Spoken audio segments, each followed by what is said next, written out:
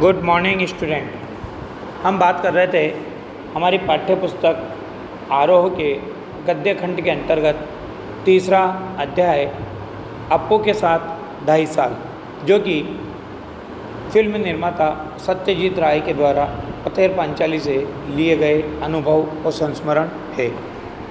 यहाँ पर हमने अब तक बात की थी पात्र के चयन की, अप्पू नामक बालक का चयन, भूलो कुत्तों की समस्या और श्रीनिवास मिठाई वाले का चित्रण जिसकी मृत्यु हो चुकी थी। अब आगे देखिए, इस श्रीनिवास के सीन में ही एक शॉट के वक्त हम बिल्कुल तंग आ गए थे, और वह भी उस भूलो कुत्ते की वजह से, क्योंकि जो पहला था वो तो मर चुका था और उसकी जगह दूसरा वैसा ही दिखने वाला कुत्ता इनके द्वारा लिया गया था। छोटे से पुकुर के पार, पुकुर पोखर, पोखर कहा जाता है छोटे तालाब, छोटे से पुकुर के पार मिठाई वाला खड़ा है और इस पार अपने घर के पास अप्पू दुर्गा मिठाई वाले की ओर ललचाई नज़र से देख रहे हैं। क्यों? क्योंकि उनको मिठाई खाने की इच्छा हो रही है, खरीदना भी चाहते हैं, परंतु उनकी आर्थिक स्थिति ऐसी नहीं है कि वो मिठाई खरीद सके। तब वो श्रीनिवास जो मिठाई वाले का पात्र था वो उनसे पूछता है, क्यों मिठाई खरीदेंगे? तो मिठाई वाले के इस सवाल का वे नामे जवाब देते हैं। तब मिठाई वाला मुखर्जी के घर की ओर जाने लगता है। दुर्गा अप्पू से कहती है कि चल हम भी जाएंगे। ऐसा क्यों? क्योंकि मुखर्जी कौन है? उस शहर के अमीर आदमी हैं, निश्चित रूप से वो मिठाई खरीदेंगे और उनके मिठाई खरीदने को देख करके ही ये खुश हो जाएंगे। भाई बहन दौड़ने लगते हैं और उसी समय पीछे झुरमुट में बैठा, झुरमुट झाड़ियों में जिसे कहा जाता है पेड़ पौधों के अंदर बैठा हुआ भूलो कुत्ता भी छलांग लगाकर उनके साथ दौड़ने लगता है। अब इस दृश्य को चित्रित करना था, परंतु वो कुत्ता कोई हॉलीवुड का ट्रेंड कुत्ता नहीं था या सिखाया हुआ नहीं था, इसलिए इनको बार बार कोशिश करने पर भी वो कुत्ता उनके पीछे नहीं दौड़ता। तब आखिरी में उन बच्चों को अपने हाथ में मिठाई लेकर के चलना पड़ता है, तब जाकर के वो कुत्ता उनके पीछे दौड़ता है और इस प्रकार से इस दृश्य को चित्रित किया जाता है। हमें ऐसा सीन लेना था, लेकिन मुश्किल यह थी कि यह कुत्ता कोई हॉलीवुड का सिखाया हुआ नहीं था, इसलिए ये बताना मुश्किल ही था कि वह अप्पू और दुर्गा के साथ भागता जाएगा या नहीं। कुत्ते के मालिक से हमने कहा था, अप्पू दुर्गा जब भागने लगते हैं तब तुम अपने कुत्ते को उन दोनों के पीछे भागने के लिए कहना, लेकिन शूटिंग के वक्त दिखाई दिया कि वह कुत्ता मालिक की आज्ञा का पालन नहीं कर रहा है। इधर हमारा कैमरा चालू ही था, कीमती फिल्म जाया हो रही थी, जाया होना यानी व्यर्थ होना, बेकार होना, और मुझे बार बार चिल्लाना पड़ रहा था, कट कट। अब यहाँ धीरज रखने के सिवा दूसरा उपाय नहीं था। क्यों? क्योंकि जब तक कुत्ता उनके पीछे दौड़ेगा नहीं तब तक दृश्य में जो स्वाभाविकता लाने चाहते हैं वो नज़र नहीं आएगी। अगर कुत्ता बच्चों के पीछे दौड़ा तो ही वो उनका पालतू कुत्ता लग सकता है। आखिर मैंने दुर्गा से अपने हाथ में थोड़ी मिठाई छिपाने के लिए कहा और वो कुत्ते को दिखाकर दौड़ने को कहा। इस बार कुत्ता उनके पीछे भागा और हमें हमारी इच्छा के अनुसार शॉट मिला। अब आगे बारिश की समस्या, वो पैसों की कमी के कारण जो समस्या आई उसका भी चित्रण यहाँ पर पथेर पांचाली के अंतर्गत और अप्पू के साथ 2.5 साल में किया गया है। पैसों की कमी के कारण ही बारिश का दृश्य चित्रित करने में बहुत मुश्किल आई थी। बरसात के दिन आए और गए, लेकिन हमारे पास पैसे नहीं थे, इस कारण शूटिंग बंद थी। आखिर जब हाथ में पैसे आए तब अक्टूबर का महीना शुरू हुआ था। शरद ऋतु में निरभ्र आकाश के दिनों में, निरभ्र यानी साफ सुथरा जिसे कहा जाता है स्वच्छ आकाश के दिनों में भी शायद बरसात होगी, इस आशा से मैं अप्पू और दुर्गा की भूमिका करने वाले बच्चे कैमरा और तकनीशियन को साथ लेकर हर रोज़ उस गांव में, उस देहात में जाकर बैठा रहता था। क्यों? ताकि बारिश हो और ये दृश्य का चित्रांकन कर सके। आकाश में एक भी काला बादल दिखाई दिया तो मुझे लगता था कि बरसात होगी। मैं इच्छा करता वो बादल बहुत बड़ा हो जाए और बरसने लगे, क्योंकि इसका समय भी व्यर्थ हो रहा था और पैसे भी इसके पास ज़्यादा नहीं थे और जितना जल्दी हो सकता था ये बारिश के दृश्य को चित्रित करना चाहता था और फिल्म के निर्माण को शीघ्रता से पूर्ण करना चाहता था। आखिर एक दिन हुआ भी वैसा ही। शरद ऋतु में भी आसमान में बादल छा गए और धुआंधार बारिश शुरू हुई। उसी बारिश में भीगकर दुर्गा भागती हुई आई और उसने पेड़ के नीचे भाई के पास आसरा लिया। आसरा यानी सहारा। भाई बहन एक दूसरे से चिपक कर बैठे। दुर्गा कहने लगी, नेबुर पाता कर्मचा है वृष्टि घरे जा। बरसात, ठंड, अप्पू का बदन खुला।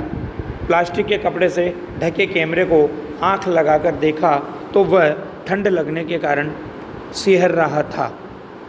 शॉट पूरा होने के बाद दूध में थोड़ी ब्रांडी मिलाकर दी ताकि अप्पू की ठंड दूर हो सके और भाई बहन का शरीर उस ब्रांडी से इन्होंने गर्म किया। जिन्होंने पथेर पांचाली फिल्म देखी है वे जानते ही हैं कि वह शॉट बहुत अच्छा चित्रित हुआ है।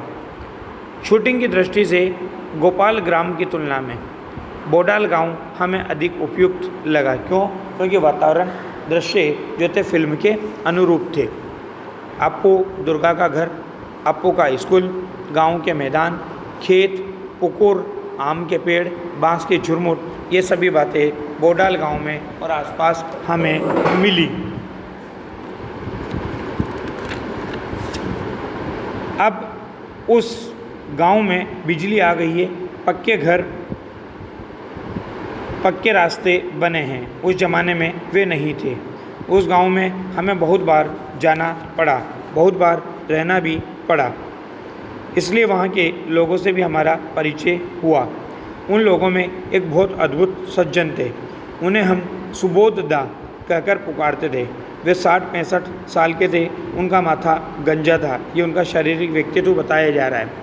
वे अकेले ही एक झोंपड़े में रहते और दरवाजे पर बैठकर खुद ही से कुछ न कुछ बड़बड़ाते रहते रहे। मतलब जिसे आजकल आप कहते हो ना, मानसिक विक्षिप्त या मेंटली एबनॉर्मल। हम उस गांव में एक फ़िल्म की शूटिंग करने वाले हैं ये जानकर वे गुस्सा हो गए। हमें देखने पर वो चिल्लाते, फिल्म वाले आए हैं, मारो उनको लाठियों से। पूछताछ करने पर लोगों ने बताया कि वे मानसिक रूप से बीमार थे। बाद में सुबोध दा से हमारा अच्छा परिचय हुआ। वे हमें पास बुलाकर दरवाजे में बैठकर वायलिन पर लोकगीतों की धुनें बजाकर सुनाते थे। बीच बीच में हमारे कानों में फुसफुसाते, वो साइकिल पे जा रहा है, आदमी देख रहे हो ना, वो कौन है जानते हैं? वह है रूजवेल्ट, पक्का पाजी। पक्का पाजी यानी पक्का धूर्त। उसके मत से दूसरा कौन था? चर्चिल। तो रूजवेल्ट कौन था? जिसका पूरा नाम नीचे दिया हुआ देखिए, फ्रैंकलिन डिलानो रूजवेल्ट। अमेरिका के 32वें राष्ट्रपति थे जो 1933 से 1945 तक रहे। इन्हें FDR भी कहा जाता है। इन्हीं के कार्यकाल में एटम बम के मैनहट्टन प्रोजेक्ट पर काम हुआ था। दूसरी बात आई चर्चिल की। चर्चिल कौन था? द्वितीय विश्व युद्ध के दौरान ब्रिटेन के प्रधानमंत्री थे। 1953 में इन्हें साहित्य का नोबेल पुरस्कार भी मिला था। आगे हिटलर का और अब्दुल गफ्फार खान का भी चित्रण आएगा। एक था हिटलर तो एक था अब्दुल गफ्फार खान। सभी उनके मतानुसार पाजी थे, उनके दुश्मन थे। हम जिस घर में शूटिंग करते थे उसके पड़ोस में एक धोबी रहता था। उसके कारण हमें बहुत परेशानी होती थी। वह भी थोड़ा सा पागल था और कभी भी भाइयों और बहनों कहकर किसी राजकीय मुद्दे पर लंबा भाषण शुरू कर देता था। मतलब राजनीति का पागलपन उसके ऊपर चढ़ा हुआ था। फुर्सत के समय में उसके भाषण पर हमें कुछ आपत्ति नहीं थी, लेकिन अगर शूटिंग के समय वो भाषण शुरू करता तो हमारे साउंड का, ध्वनि का काम प्रभावित हो सकता था। उस धोबी के रिश्तेदारों ने अगर हमारी मदद न की होती तो वह धोबी सचमुच ही एक सिरदर्द बन जाता।